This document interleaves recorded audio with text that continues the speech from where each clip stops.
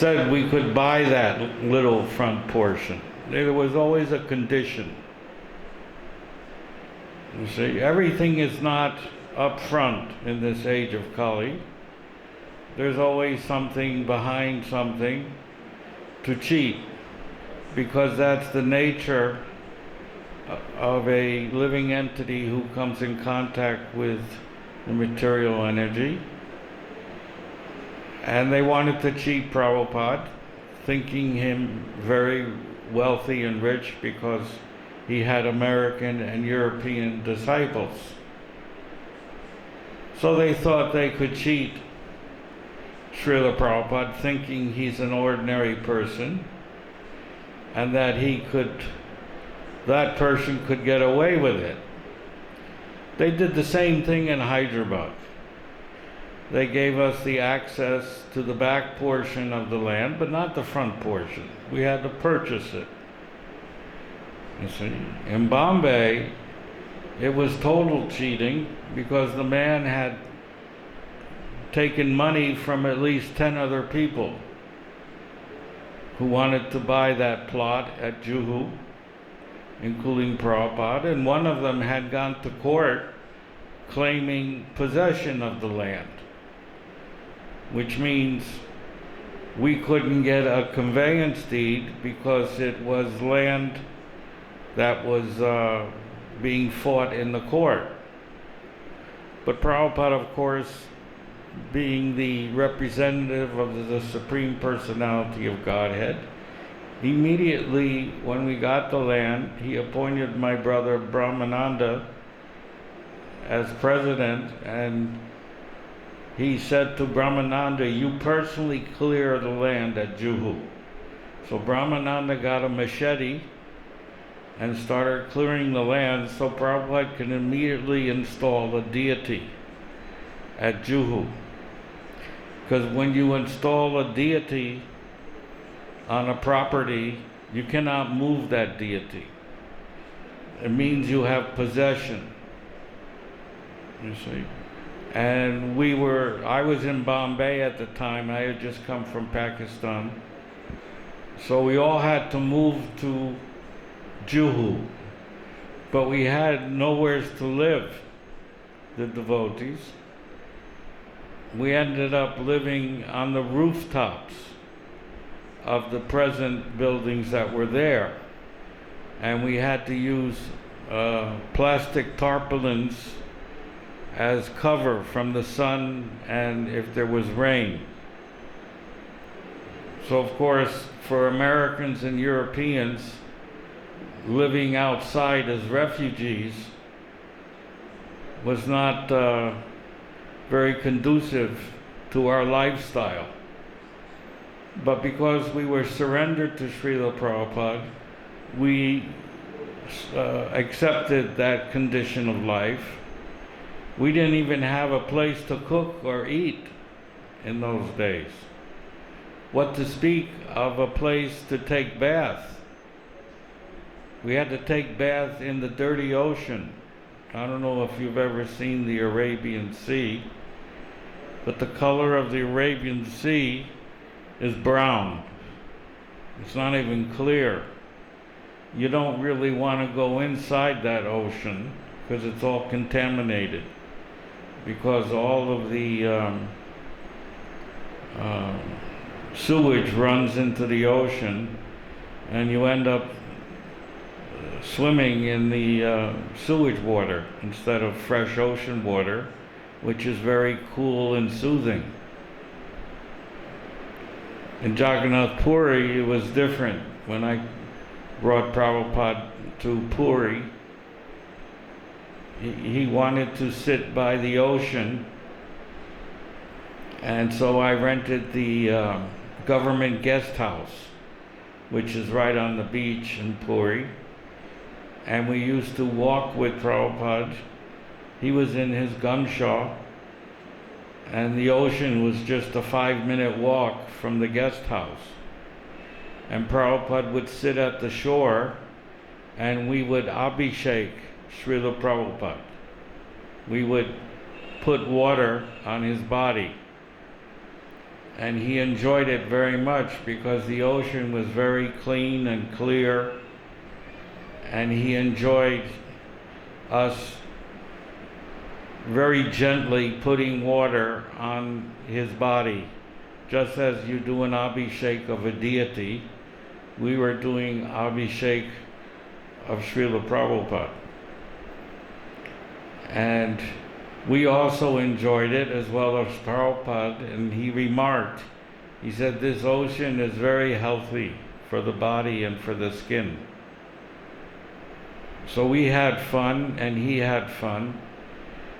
And then at night there would be beautiful breezes off the ocean, no mosquitoes. We kept the doors and the windows open, and it had improved Prabhupada's health greatly, because this was in 1977 in January when we got the land in Bhubaneswar. Anyway, by 1974, we had achieved in possession of the lands under great tribulation in Vrindavan. Construction has started very slowly in Vrindavan, in Mayapur, but nothing was started so much in Bombay because we couldn't get the permission from the local government because they didn't want us to be there. And although Mr. Nair was died of heart explosion, his wife was still reluctant to give the deed, although we had paid money. And then we also had to settle with the other claimants of the land who were claiming possession. So all totaled, we had to pay nearly at that time 14 lakhs to Mrs. Nair and another 4 lakhs to the claimants. And then finally we got the possession and the conveyance deed. But then you had to get permission to build, and that became very difficult. So Prabhupada, he had to deal with all these problems and, excuse me, and start the construction with people who didn't know how to construct a temple. You see, we were unqualified coming from the Western countries. We didn't know how to build a temple, and we were very not expert in managing. So Prabhupada had to rely upon our inexpertness with great, great, great patience. And I was shocked at Prabhupada's patience. He never got angry or anxious at us because of our inabilities. Rather, he kept encouraging us, and he said, Krishna will help you if you simply are sincere. And I can tell you very frankly, Krishna did help us because we didn't know what we were doing. Many times we were being cheated by the contractors, and Prabhupada had to personally enter into the negotiations. In Bombay, when Brahmananda built the pandal to install the deities, the contractor wanted 3 lakhs. Oh, and Prabhupada said, Brahmananda, you go back to Africa. Because Prabhupada ultimately paid only 50,000 rupees for something that we were charged 3 lakhs for. So Prabhupada, he had to engage in all of these things personally. In Mayapur, we had to deal with the God brothers who hired tantric yogis to perform tantrics against Prabhupada and the devotees and black magic, so that we couldn't get any land. They didn't want Prabhupada to develop Mayapur at all. In fact, they wrote letters to Indira Gandhi, who was the prime minister, saying we're CIA agents and we're creating communal strife. So consequently, we had a very difficult time even getting visas to come to America, you see, in those days. Because India was aligned with Russia in the Cold War, and America was aligned with Pakistan, and Pakistan and India have been enemies for the last 60 years. So it was very difficult for Americans to come and work here with Prabhupada. We had great tribulation, terrible things. We had so many enemies between the God Brothers, between the government, between the people trying to cheat us. And believe it or not, Prabhupada conquered all of these people. At that time, he was 72, 73 years old. He had such great strength and energy that he could conquer over all the tribulations we were experiencing with trying to build these temples. It's actually, in my opinion, it's a miracle. These are miracles. If you read the letters, you'll see how miraculous we were able to build this temple, although everything was against us. We couldn't get the land properly. We couldn't even buy cement and steel. In those days, you had to get permission from the government to buy steel and cement. You couldn't go to the store and buy it. You had to get permission. Everything was controlled. Socialism, communism. In those days. Everything, even rice. If you wanted rice, you had to get a paper from the government to buy the rice. You had to be registered to buy rice. Or you would go to the black market. And in India, there were two economies. There was the controlled economy, and there was the black market economy, which was 10 times bigger than the controlled economy. For instance, Prabhupada wanted a car in each of his temples in India. He wanted me to buy 3 cars. So I went to the car factory in Calcutta, and they gave me a paper. And it said I had to wait for 7 years. And I said, I'm not going to wait. My Guruji wants this now, not in 7 years. Who knows what will happen in 7 years? So the man said, there's another way you can do this. You put cash on the table and you get the cars. So that was called the number 2 economy. They called it number 2, which was the economy which was 10 times bigger than the controlled economy, which then I would have to wait 7 years. And at that time, India wasn't interested in temples. They wanted factories. You see? They wanted factories. The government at that time was pro-factory, whereas the founder of the country, Gandhi, he was pro-village. He wanted village life. He wanted the villagers to be self-sufficient in food, in cloth, in everything, which was Prabhupada's philosophy also, especially in Mayapur. I had to buy hand looms. We made our own mridangas.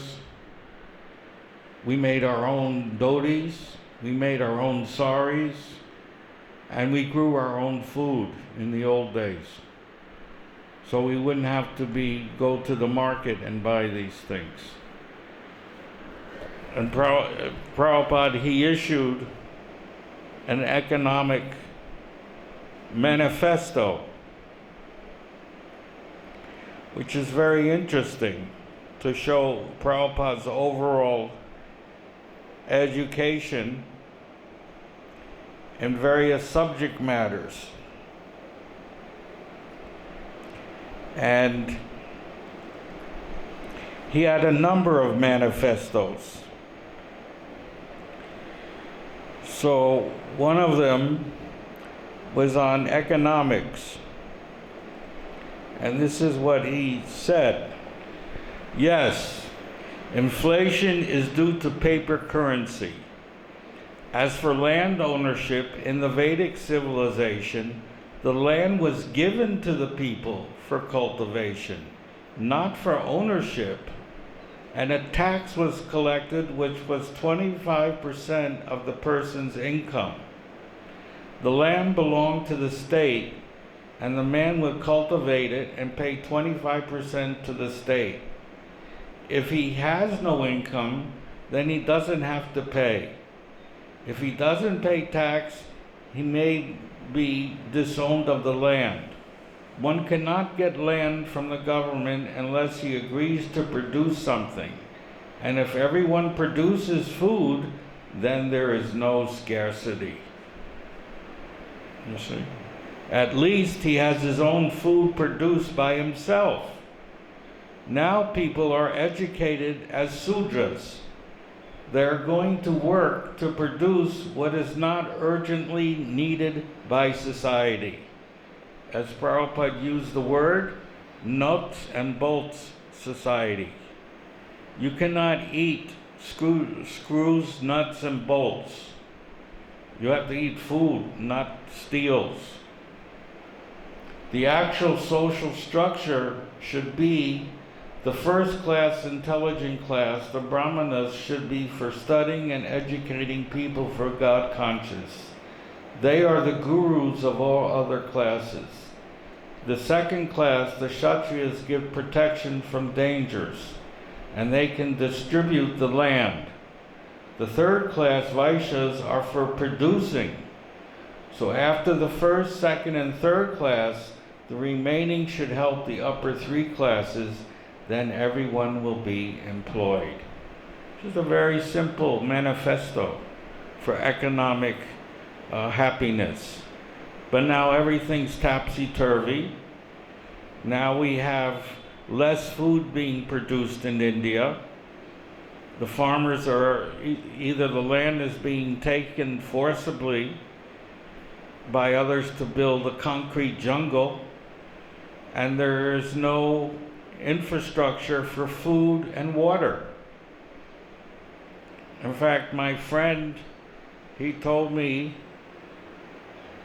that there are 40,000 or 400,000 excess apartments in Delhi because there's no infrastructure for food or water or drainage. So the buildings are just concrete jungles just sitting there for the rats to live in. In fact, rat life has a better life than human life in India. I personally have seen on the road to Delhi, on the highway, stacks and stacks and stacks of wheat. They don't have any buildings to put them in, so they stack the wheat outside. And all the wheat is either rotting or being eaten by the rats. So the rats get more food than the people. In fact, the Economic Times said that 25% of the food grains in India are eaten by rats. So they eat better than the humans because of mismanagement. But here Prabhupada gives the economic formula for proper management, that everybody is given a plot of land and they can sell in the market. they pay a tax of 25%. The government takes a little bit of taxes. I know in one country, I lived in Thailand, and I fulfilled Prabhupada's desire of becoming self-sufficient. I had a farm. I never had to buy anything with money. In that country, this was 25 years ago, people didn't use money. They used bartering. You would trade food for something you needed. If I needed a cloth, someone would be hand looming, they would trade the cloth for food. And I would grow my own food. In fact, I grew enough rice in 1 year that I could eat for 5 years. And you take your loan from the government for the seeds, and you don't pay any interest to the government.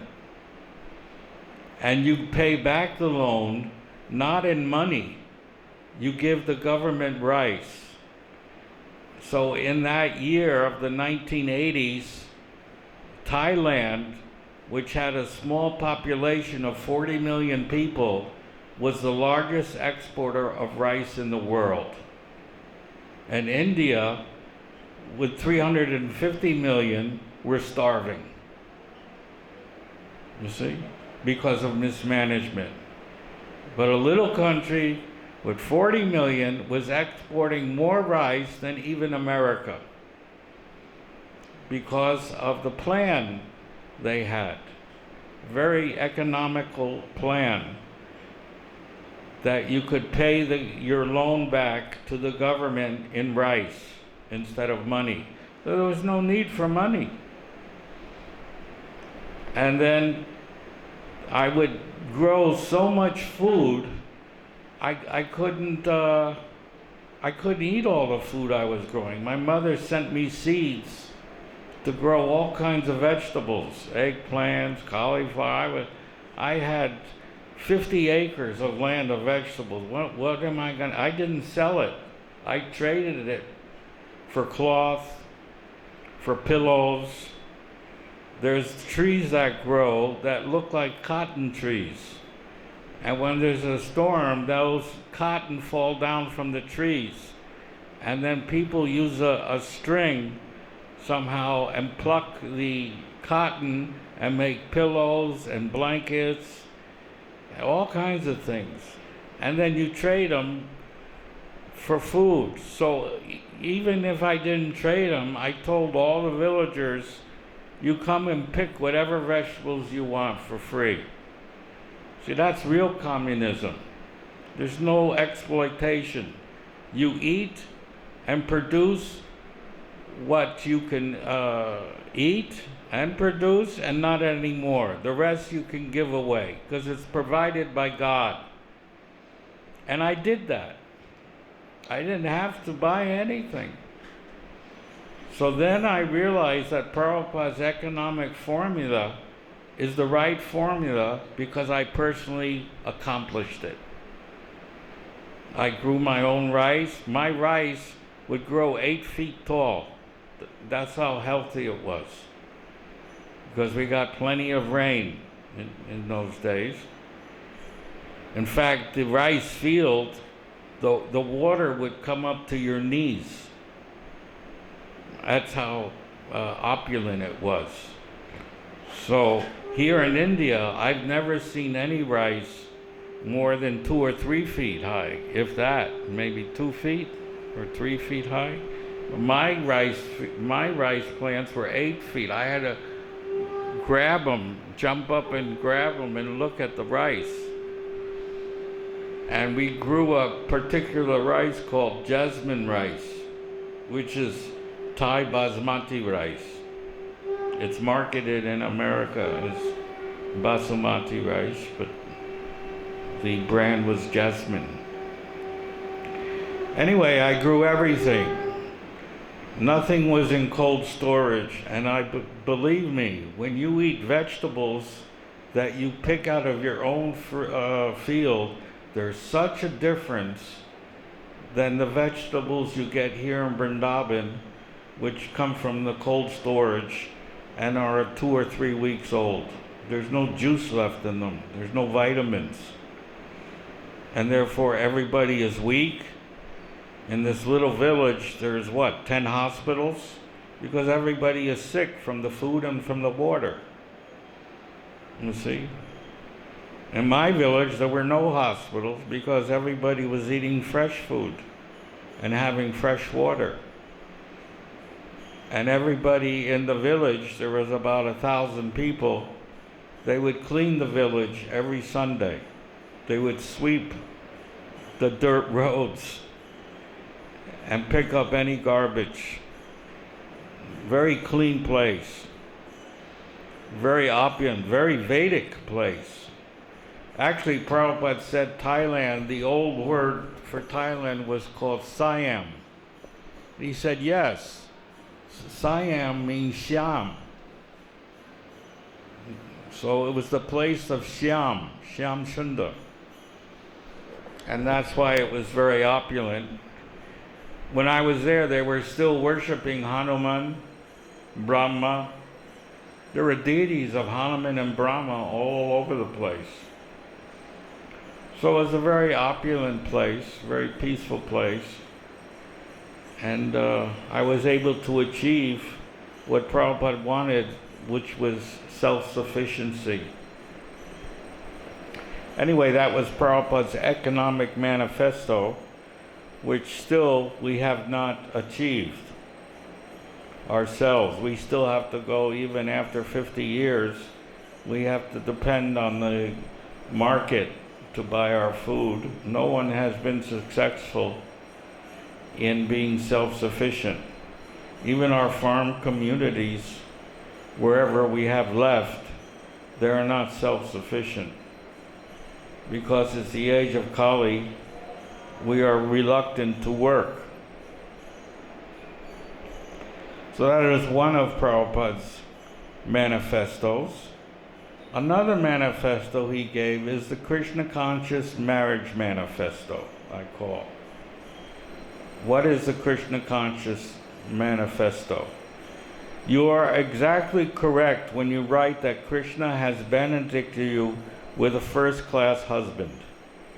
In Vedic society, no girl was allowed to remain independent and unmarried.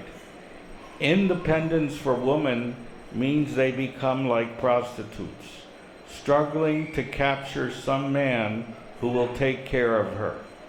In this way, the so-called independent woman has to work very hard to make herself attractive by artificially wearing cosmetics, miniskirts, and so many other things.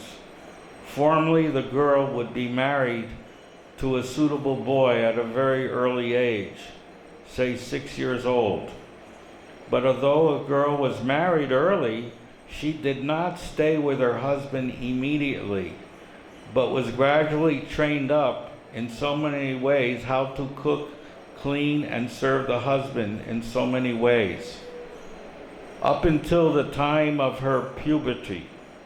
So all the time, there was no anxiety because a girl would know, I have got a husband, and the boy would know, I have got this girl as my wife. One time, Prabhupada had a conversation with the manager of Dr. Mishra's ashram. It was a female lady, and she said, Swamiji, I have heard that women are slaves in India. And so Prabhupada answered her very correctly. He said, it is better to be a slave to one man than to be a slave to many hundreds of men. Because that's what happens in the West. The ladies go from one man to the next man trying to find security, and they all end up in divorce. Especially in my country, America, the divorce rate is over 70%.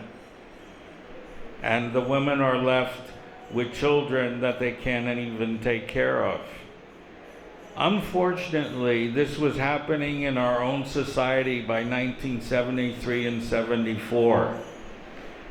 And Prabhupada was extremely unpleased by the male inmates of our ashrams, because they very cleverly used the woman as a sense gratificatory machine.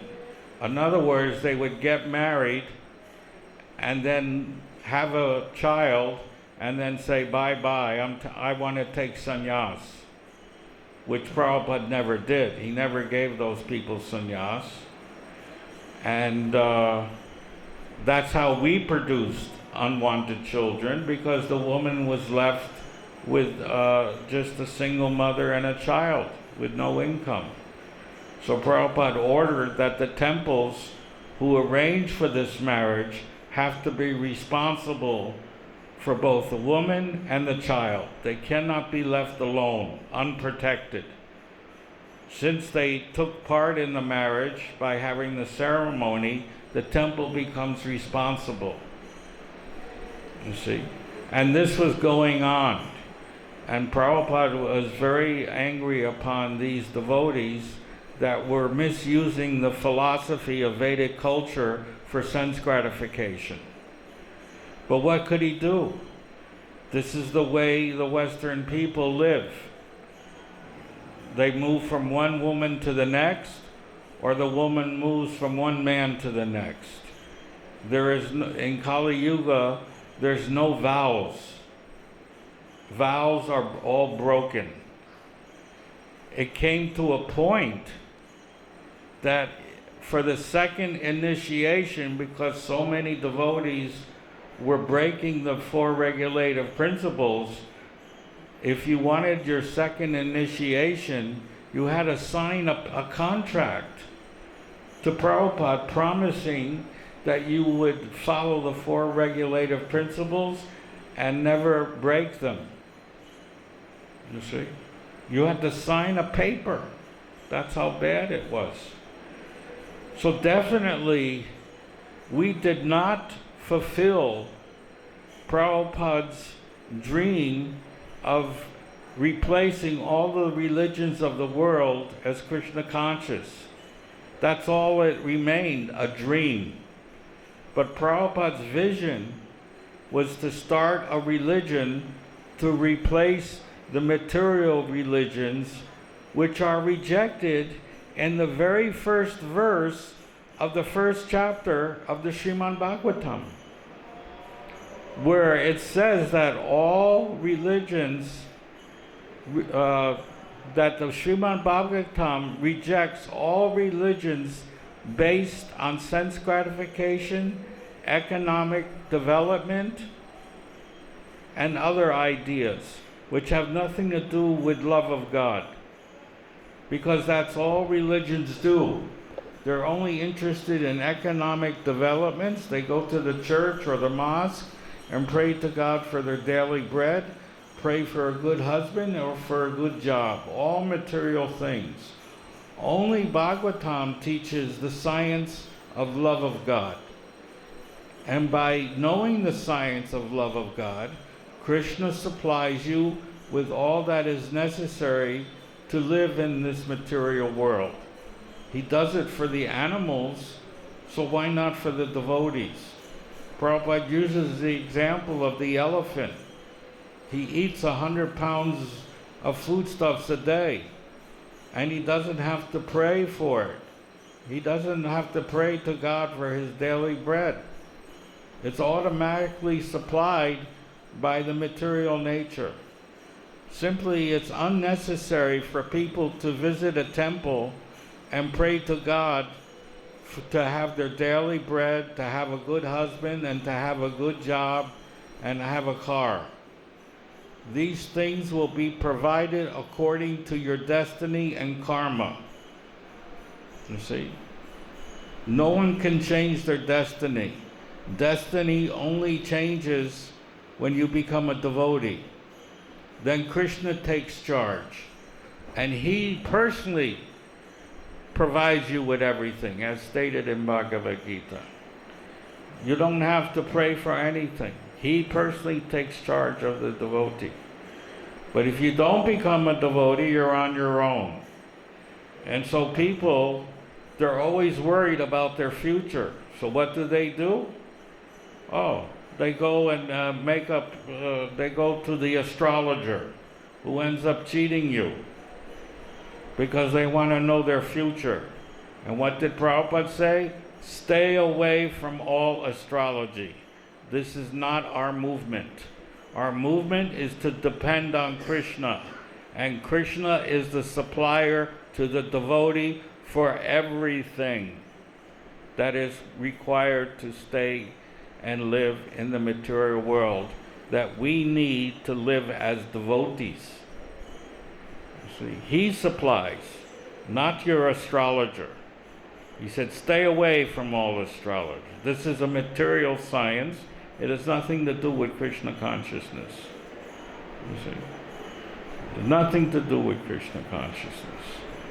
But people are worried about their future because they don't have faith in Krishna. They don't think that Krishna will be the supplier for everything. I have personal experience. For the last 50 years, Krishna has supplied everything I needed, and yet I'm uneducated. I'm illiterate. I never went to college.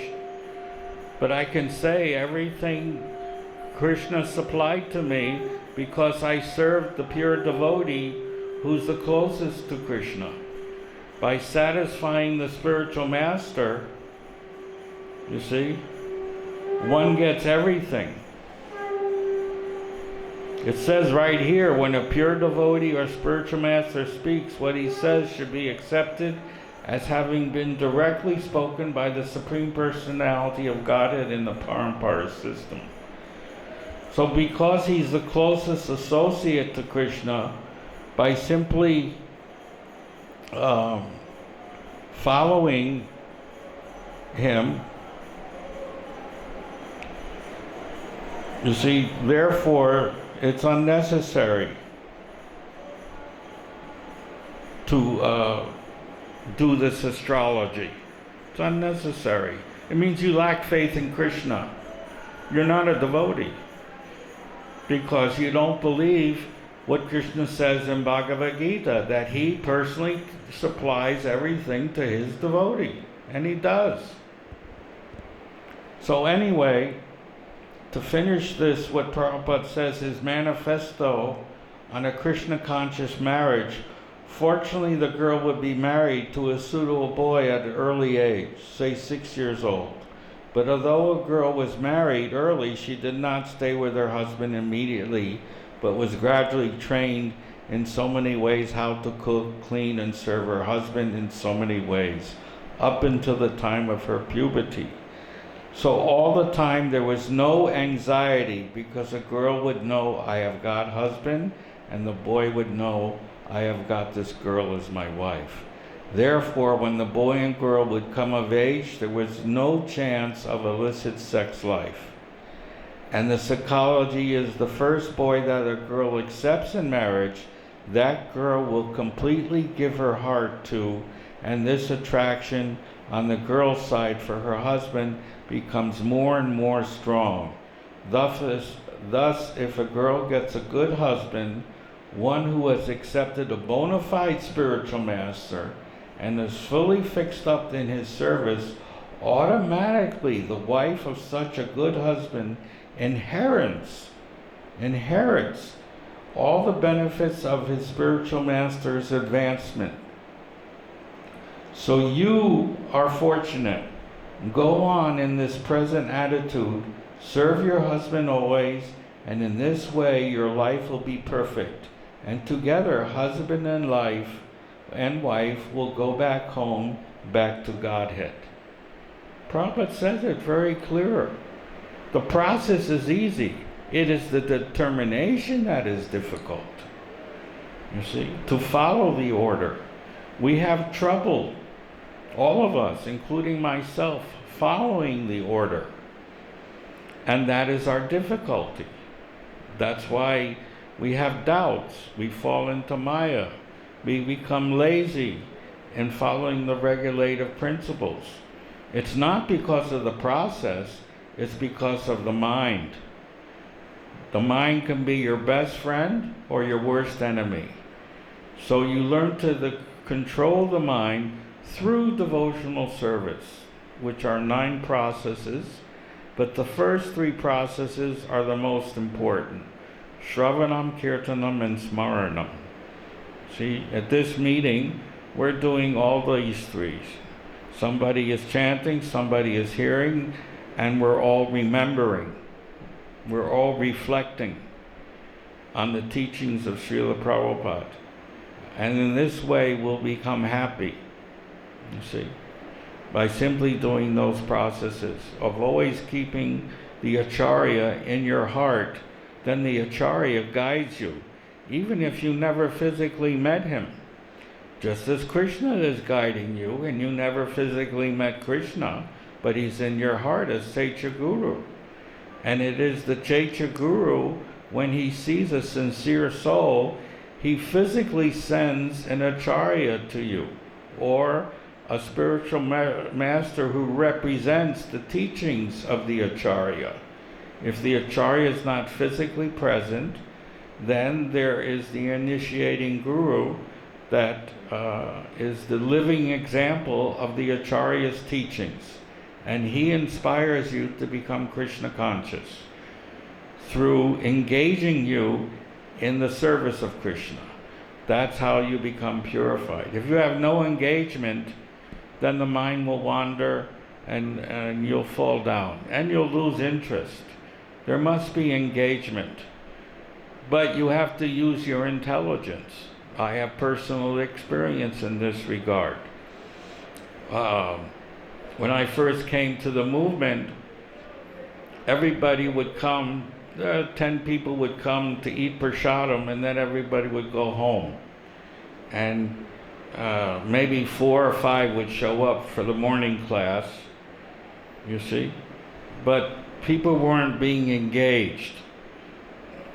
Some of them would just leave and go with their friends or whatever. But I stayed in the temple. I was the first one with my brother to move in the temple. So I was only 18 years old. I had nothing to do. So Prabhupada, he made me the treasurer. Although I was illiterate, I didn't know anything. And I had my office in his room where he did his translation. And I used to show him the ledger and he would sign it. But then most of the time I would watch him type with his 2 index fingers. He would type his Bhagavad-Gita manuscript, which I have a copy of that. And so something came right to my mind.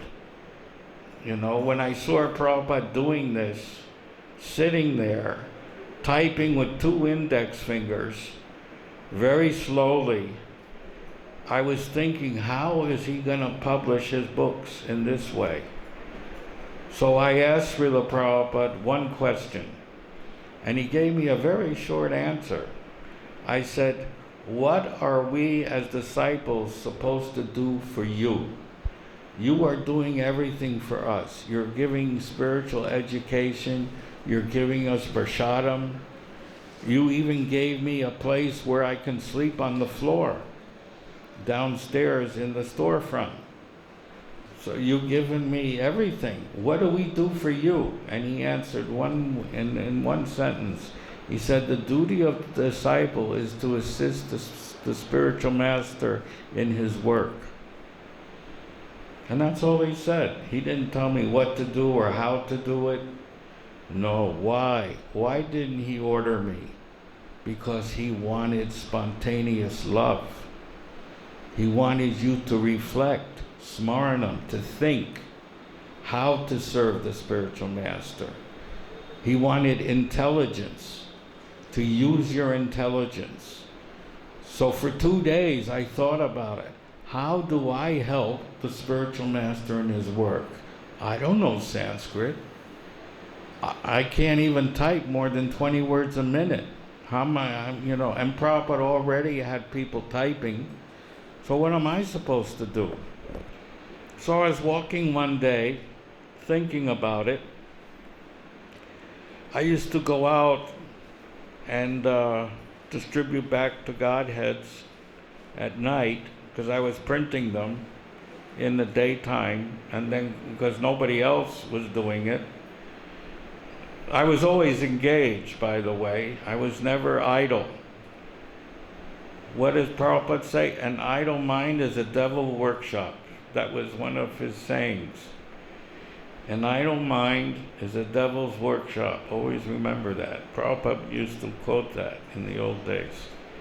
So I always kept myself busy, so my mind wouldn't take control of my, you start thinking and doubting and this and that. What am I doing here? I'm not engaged. I have no service. So anyway, I didn't have that problem because I was always engaged. I kept active.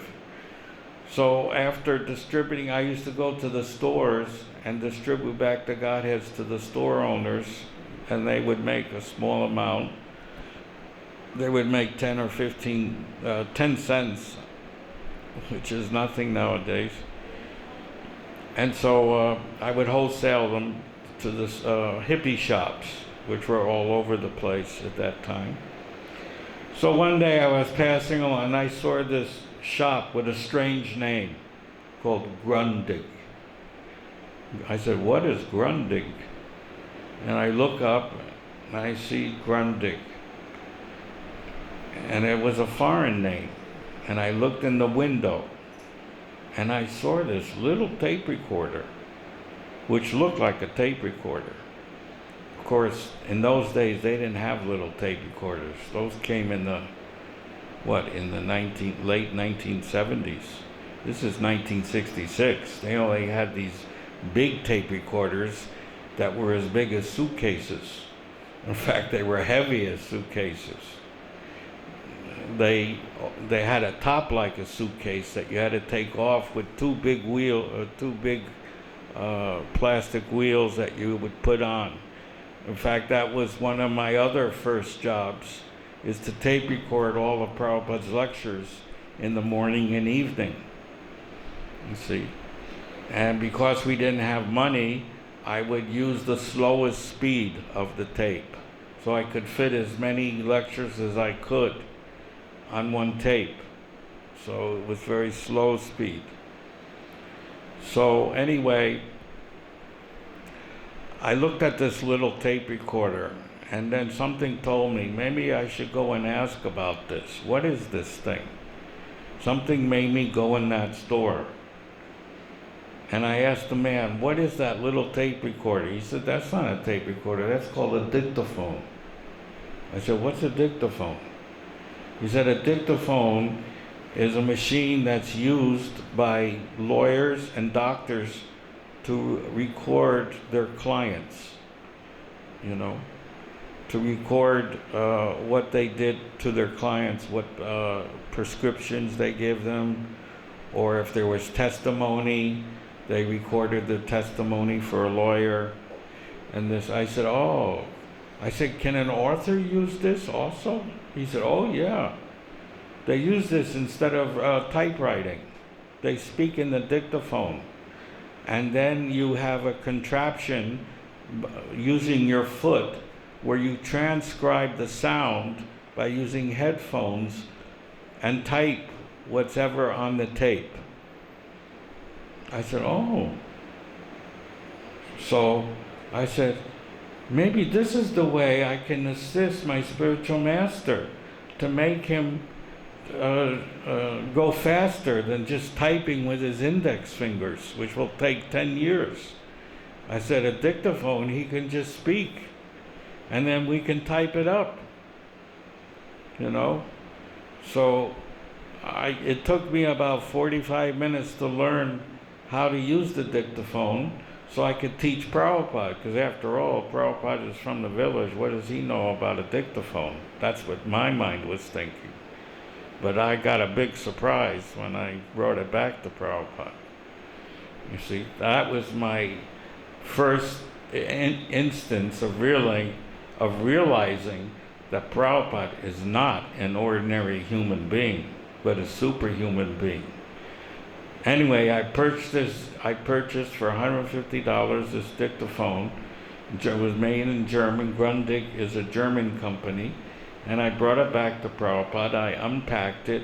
I said, Prabhupada, I have something that will help you translate your books faster. I mean, I was all puffed up and thinking how excited that I'm doing something for Prabhupada because he's done so much for me.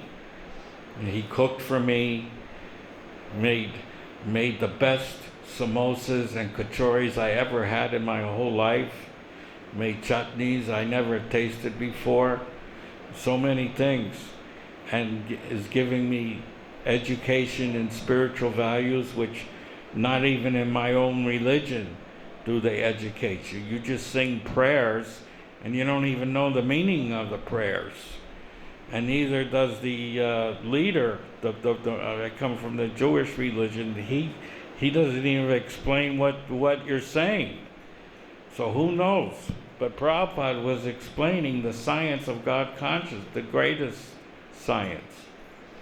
So he was giving me everything, even a place to stay, even feeding me, you see. And so I started to unpack the dictaphone and to see what Prabhupada, what he would say. And then I said, here's the book, Prabhupada, for you to read so you can understand how to work it. And I proceeded to show him. He said, that's all right, I know. And I was shocked. I said, in my mind I was thinking, how does Prabhupada know how to work this? I know he knew how to work a tape recorder, but a dictaphone is a little bit different because the control is in the microphone. With a button, you go forward, you go backward, and then you play by using a button. So I said, how would Prabhupada know a dictaphone? He came from a village in India. So sure enough, Prabhupada started right away. He put the tape on, and then he started practicing, and he knew right away. And he immediately started to speak his books. Just as Vedavyas spoke to Ganesh, who was the dictaphone for Vedavyas. Because the deal was with Vedavyas, Ganesh said, I will record all that you said, but you cannot stop talking. You have to keep talking, and then I will record it. So Ganesh became the human dictaphone, or the demigod dictaphone of Vedavyas. Of course, later, Prabhupada was called the incarnation of Vedavyas, which Prabhupada agreed, because he simplified the Vedas for the Chandala class. You see, just as Vedavyas, he simplified the Vedas for the lower classes 5,000 years ago, which was the beginning of Kali Yuga. But we had fallen so low beyond those classes of people that the Vedas had to be reinterpreted and re-explained for the Chandala class. The Chandala class means the dog eaters, the cow eaters, the insect eaters. Yeah, they eat insects. I saw it in Thailand. They take the grasshoppers and deep fry them and eat them. You see, in China, they take these big cockroaches and they fry them and eat them. You see? So Prabhupada had to teach those kind of people the Vedas. He had to simplify them, because if you're a cockroach eater, how will you understand the Bhagavad-Gita? You see? At that time, there were 700 translations of Bhagavad-Gita, and they all interpreted it wrongly. That's why Prabhupada called it Bhagavad-Gita as it is, because he's the representative of Krishna. Anyway, that's another story. So anyway, Prabhupada started recording. And he did one tape very fast, like in one day. He was able to do a tape. They were 90 minutes long. And there's, on the films, you'll see Prabhupada, he's using the dictaphone and making the recordings. I think I have that recording just to show you.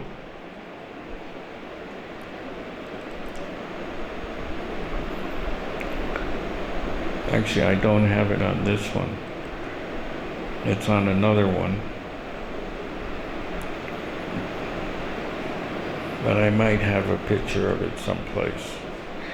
Anyway, he used to record on his dictaphone, and he did one tape, then he did another tape, and they were very expensive. They were $5. We were lucky if we made $5 in a day, you see.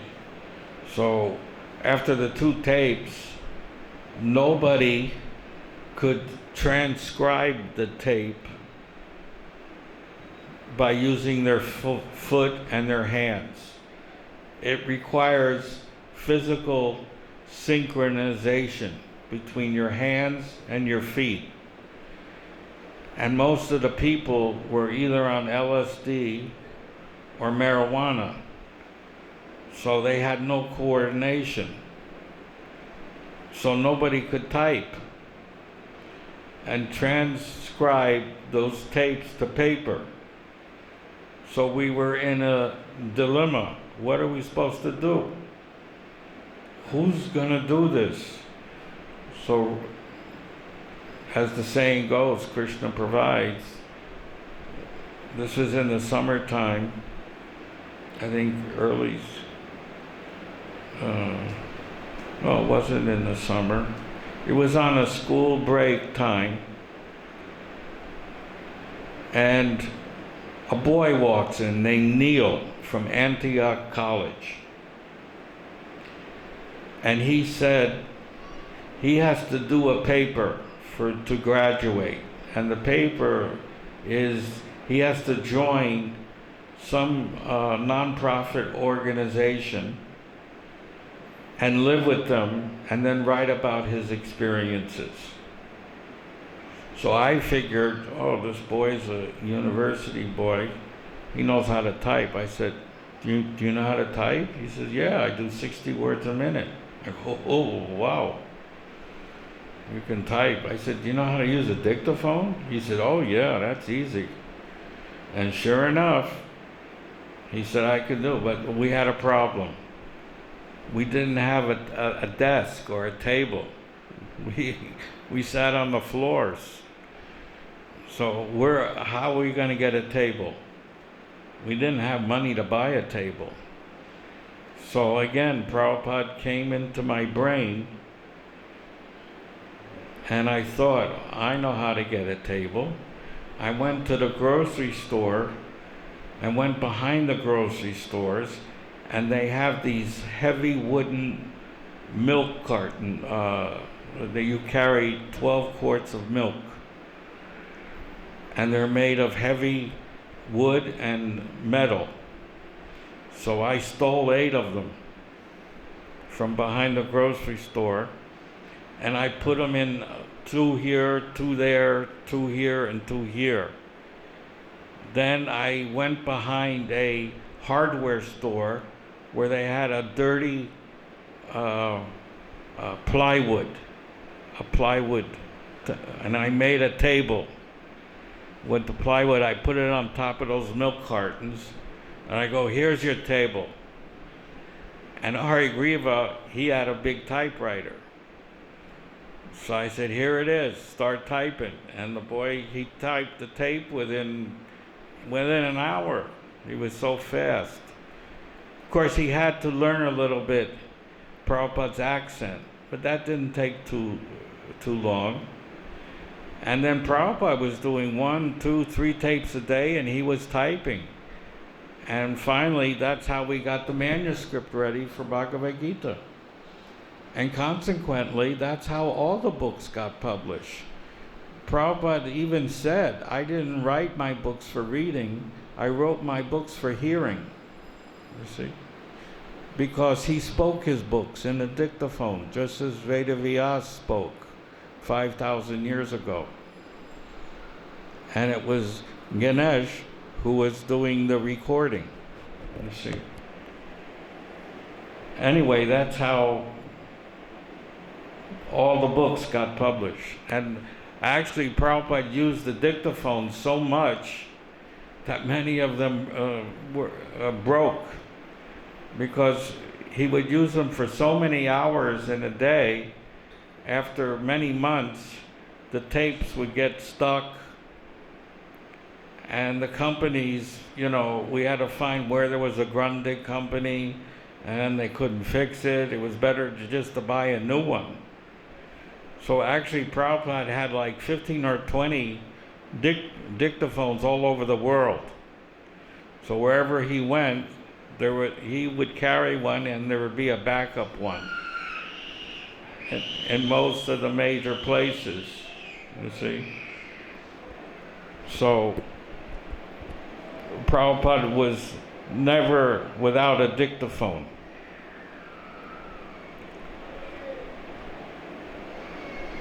So that is how the books got published. So today,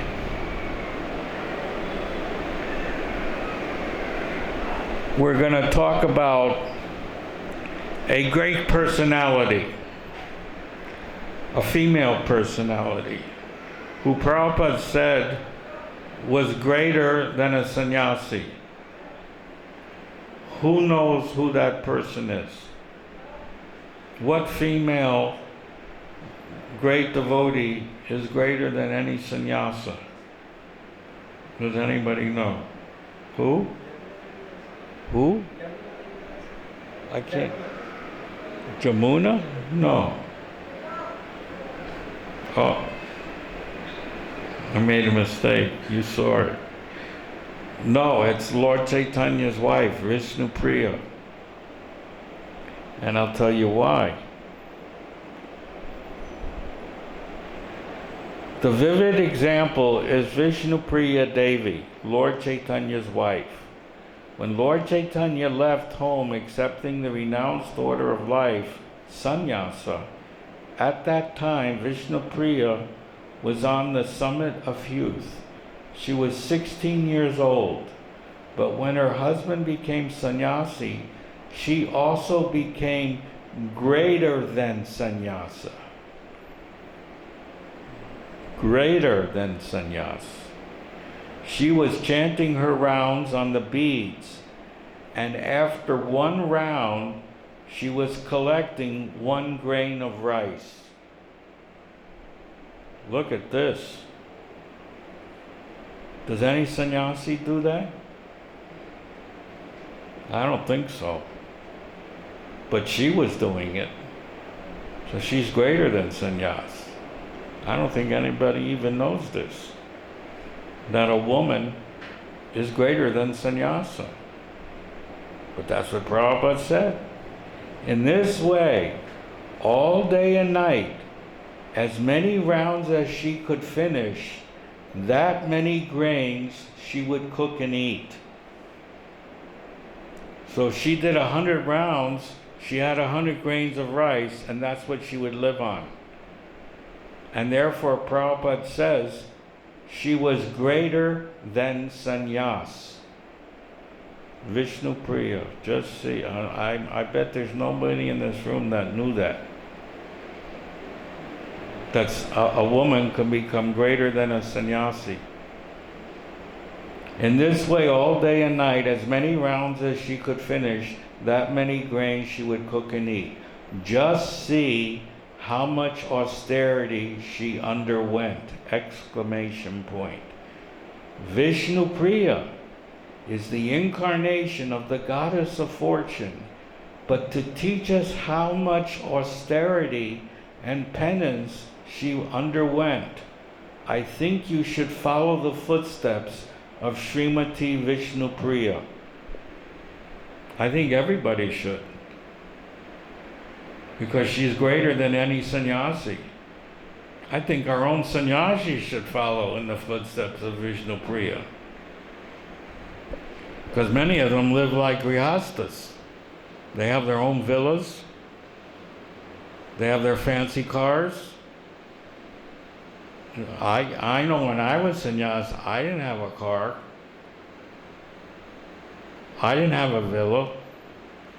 And I slept on the floor, on the bare floor. And one day Prabhupada came out of the Calcutta temple and saw me laying on the bare marble floor. He said, "Oh, this is sannyas." I didn't have my own room. I didn't get special prasadam either. I got a little piece in my hand, like everybody else did. Everybody was treated equally. You see, not special. Nowadays, sannyas has become elitism. They become elitist, special class. You see, whereas in Prabhupada's day, we were classless. Although there are 4 varna and ashramas, they were treated the same spiritually. We did not make any distinction. Of course, when it was time to speak, Prabhupada always had the elder man speak. Usually he would have the sannyasi speak first to show respect. But other than that, in the material sense, we didn't have villas, we didn't have special cars, we didn't have special prasadam and this and that. We ate what everybody else ate, you see. That is what the standard was, you see. So, this Vishnu Priya, Prabhupada says, I think you should follow the footsteps of Srimati Vishnu Priya. We all should. And she's a goddess of fortune. She didn't have to do that, but she wanted to teach tapasya and penance, what it means. And she's a woman. And Prabhupada said, greater than sannyas. Next quote, engage your life fully for Krishna consciousness. Only chant Hare Krishna mantra day and night. Read books, and expressing the philosophy in your own words, write articles for publishing in Back to Godhead. Take Krishna as your supreme protector, and Krishna will help you in all respect. You don't have to go to an astrologer to know your destiny. That's for the materialist. The spiritualist, he doesn't go to astrologers. In fact, Prabhupada said, stay away from astrology. He said they're all cheaters anyway. They just tell you what they want to hear. You see? You pay them and they're going to say what you want to hear, and they say, oh boy, I'm going to be this and that. And when you grow up, you become the opposite of what the astrologer says. So that means you got cheated. You see, you depend on Krishna, the supreme protector of the devotee, and Krishna will help you in all respects. Practice this prescription, and you will be happy eternally. So that is what we're supposed to do. This is what Prabhupada. Now, whether we do it or not, that's up to the individual, because we have independent thinking. And Prabhupada was always that way. He never enforced his power. He would give his opinion. And just by giving his opinion, we would accept that or not accept it. It depended on us. Of course, when Prabhupada gave his opinion, we would follow that, you see. But he was never an egotistical personality where he told you do this and do that. He would give his opinion or advise you as your spiritual master. And you could either accept it or not accept it. If you didn't accept it, then you would suffer. If you accepted it, then what does he say? You will be happy eternally. And that's how you become happy, by following. But it's up to us. I'm not here to tell you what to do. I'm just here to tell you what Prabhupada said. And it's up to one to do or not to do. Anyway, this is a very great example of how one advances in Krishna conscious, and how a woman who loses her husband at a young age of 16 years old shows us the practical way through austerity and penance of being Krishna conscious. And many times when women became single because their husband left them, Prabhupada would say, make Krishna your husband, and he will protect you and provide you. But he also said the temple is responsible for your protection, for the child, and for the mother, wherever that person was married. Usually they were married in a temple. So that temple becomes the responsibility of that woman and child if the father unscrupulously leaves. And that happened a lot in the early days. People would meet, have sex, make a child, and then leave, because that's the Western way. That's why there's so many unwanted populations all over the world. I always wondered, you would see in Africa, in these camps, you'd see 100,000 women and children, but there were no men. I said, where are the men? Where are the fathers? Because there aren't any.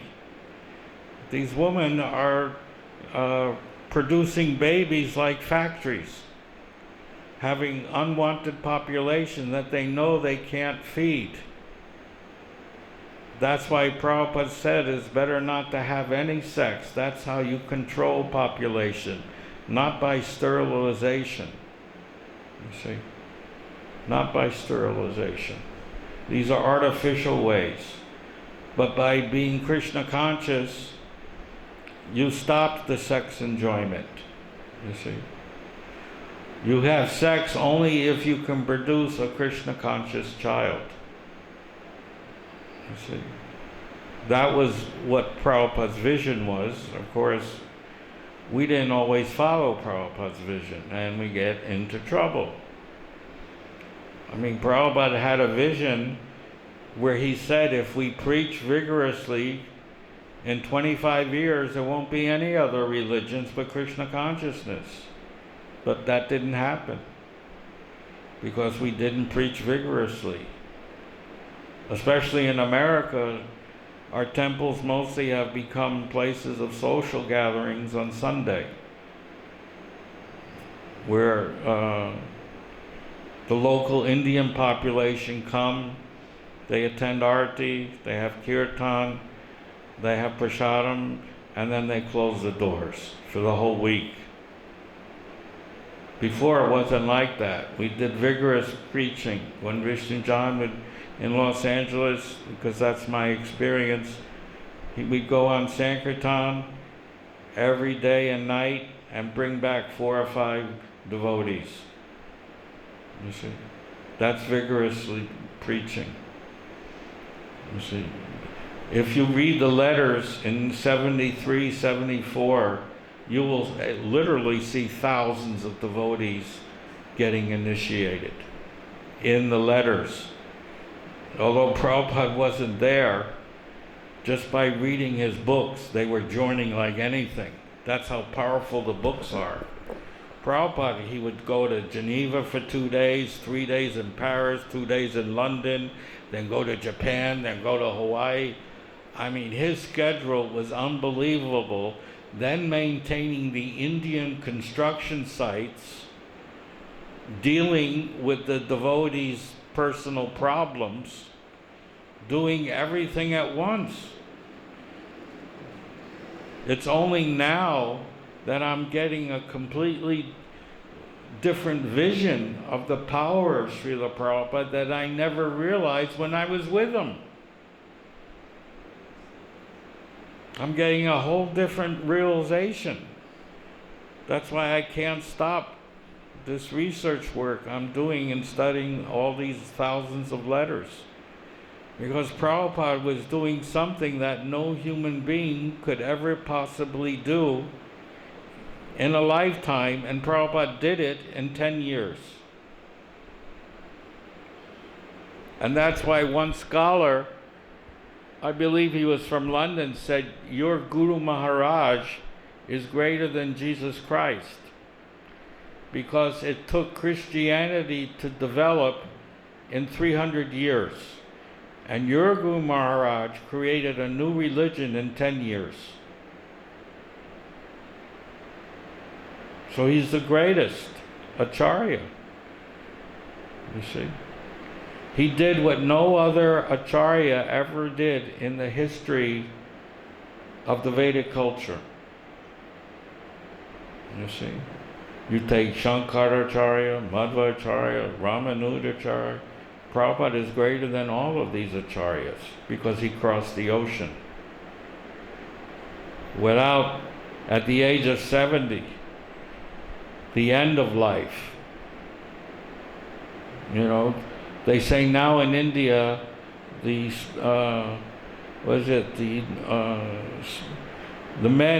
average men's lifespan is only in the late 60s.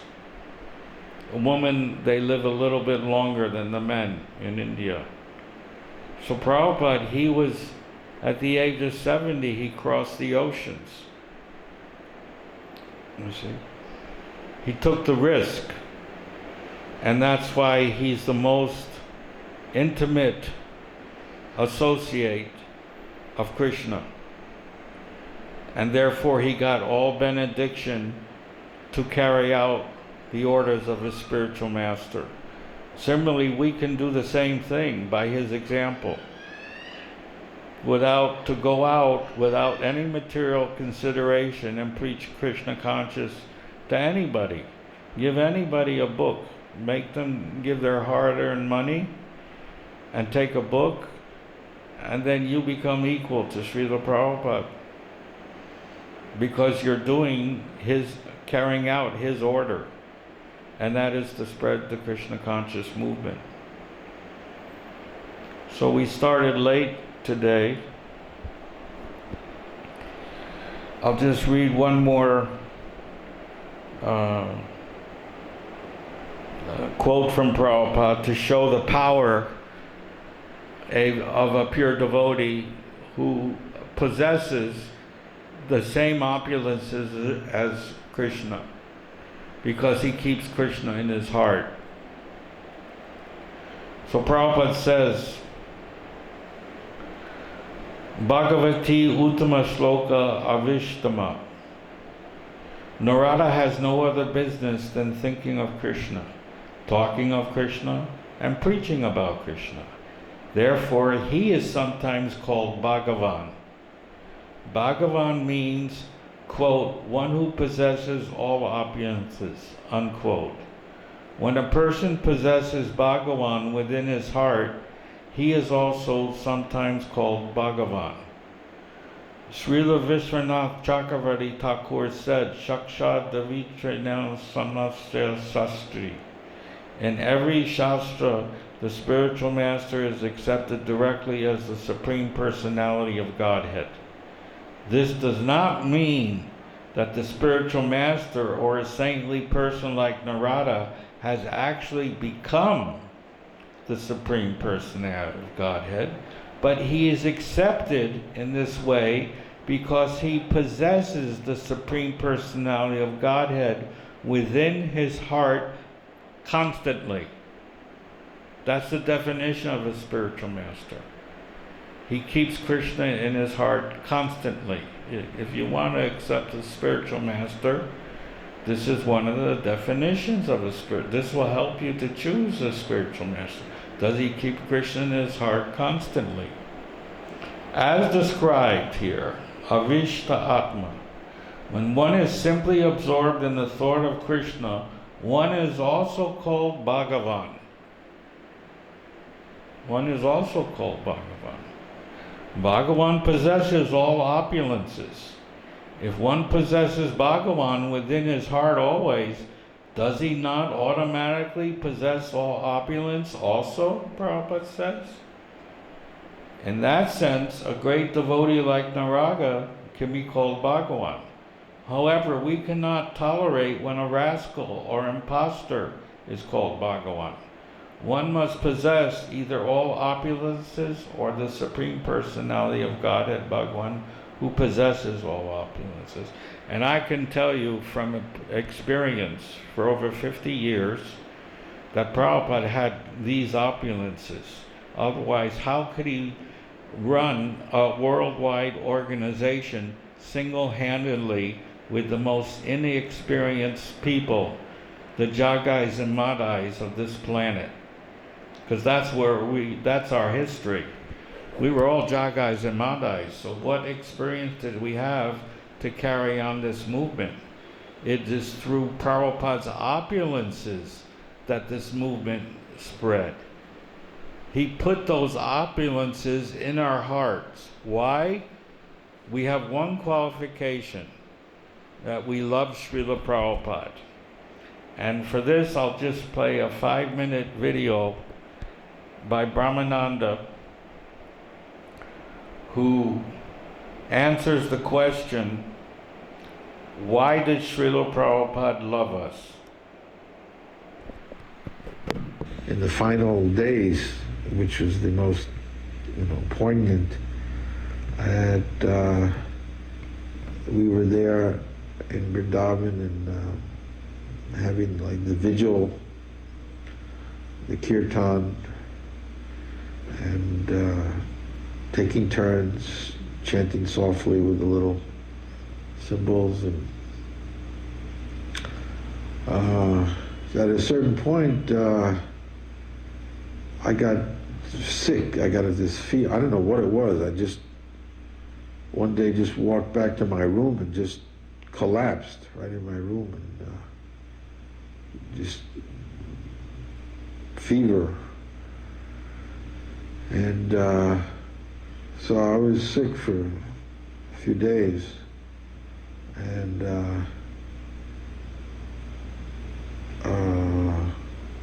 anyway, it took me about a week or so to recover, and then I was able to, when I got better, then I was able to again go and see Prabhupada. So when I came there, because Prabhupada was just lying on his bed, and he was conversing with his servants, and sometimes he would ask who was having the kirtan. And so that particular day he asked, and they said, they mentioned my name, and then Prabhupada said, oh, Brahmananda, and then I came forward, and so he said, you were ill, you were not feeling well. I mean, here's Prabhupada,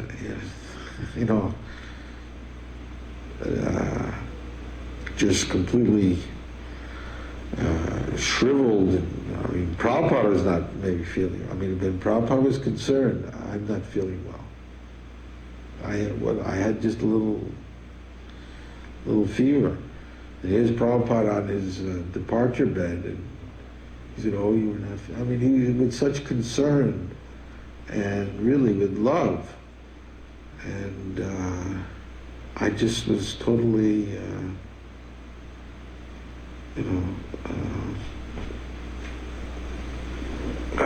affected by that. How Prabhupada could be thinking that I wasn't feeling well. So I think this is the thing that affected me most, how much Prabhupada loved us. But the thing is, we're not very lovable. And we all have defects, and so on. But why did Prabhupada love us? And he loved us because he saw us as servants of Krishna. And he also even said that we were sent by his Guru Maharaj to help in his mission. But anyway, Prabhupada saw us as Krishna's servants, and his mission was to spread Krishna consciousness. So whatever we can do to assist and do something in this cause of Krishna consciousness, Prabhupada very much appreciated. And I think that's the essence of Srila Prabhupada. At least he can see us as servants of Krishna. So let us just try and be that. That's all. Final days, which is the most. So we'll end with that note. Just try to be servants of Krishna without going to other fields of interest, and depend on Krishna for everything. That's a devotee of Krishna. Hari Bol. All glories to Srila Prabhupada.